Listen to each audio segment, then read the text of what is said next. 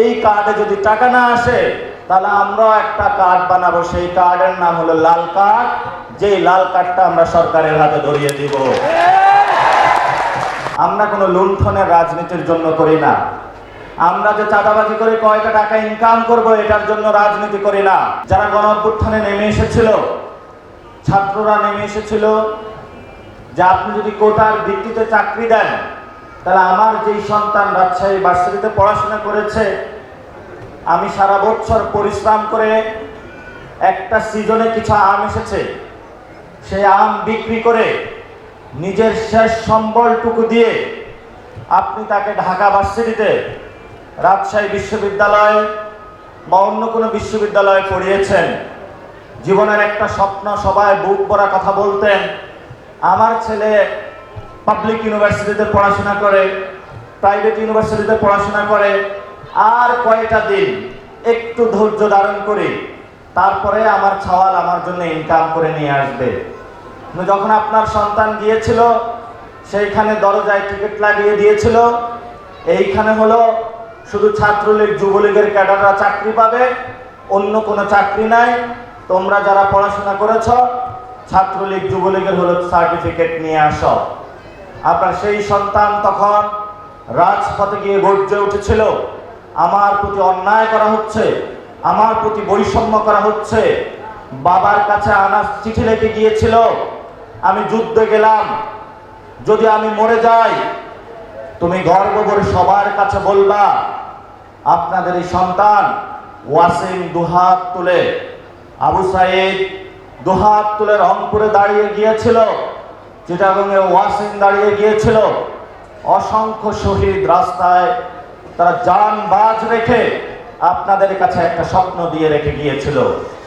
যেই স্বপ্নটা হলো আমি আমার অধিকারের জন্য পরবর্তী প্রজন্মের জন্য জীবন দিয়ে গিয়েছি, পরবর্তী যুদ্ধটা আপনারা জারি রাখবেন। সেই তাদের দায়িত্ববোধের জায়গায় থেকে কিন্তু আজকে আমরা এখানে বসে আছি। আপনারা এখানে যারা এসেছেন, আমরা যারা রাজনীতি করি, আমরা কোনো লুণ্ঠনের রাজনীতির জন্য করি না। আমরা যে চাঁদাবাজি করে কয়টা টাকা ইনকাম করব এটার জন্য রাজনীতি করি না। আমরা কারো বসত ভিটা দখলদারি করার জন্য রাজনীতি করি না।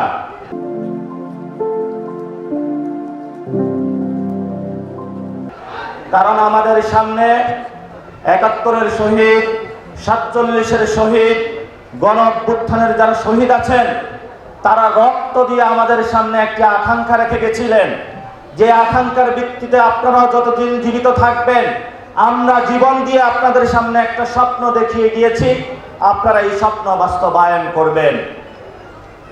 আমরা যদি গণঅভ্যুত্থানে যারা শহীদ হয়েছিল তাদেরকে যদি হিসাব করি, অনেক মানুষ ছিল যারা কৃষক ছিল, অনেক মানুষ ছিল যারা শ্রমজীবী মানুষ ছিল। পুরো বাংলাদেশকে যদি আমরা হিসাব করি, চিটাগংয়ের মানুষকে আপনারা দেখবেন জাহাজের ব্যবসা করে, জাহাজ ভাঙে, যদি পোর্টের কোনো কিছু মালামাল পার হয় সেটা দিয়ে ইনকাম করে, এটা একটা বড় ইকোনমিক সোর্স। আবার যদি রাজশাহীবাসীর দিকে তাকান, রাজশাহীতে এতগুলো কলেজ ইউনিভার্সিটি যেখান থেকে সবাই পড়াশোনা করে, পড়াশোনার পরে একটা ভালো চাকরি পাবে।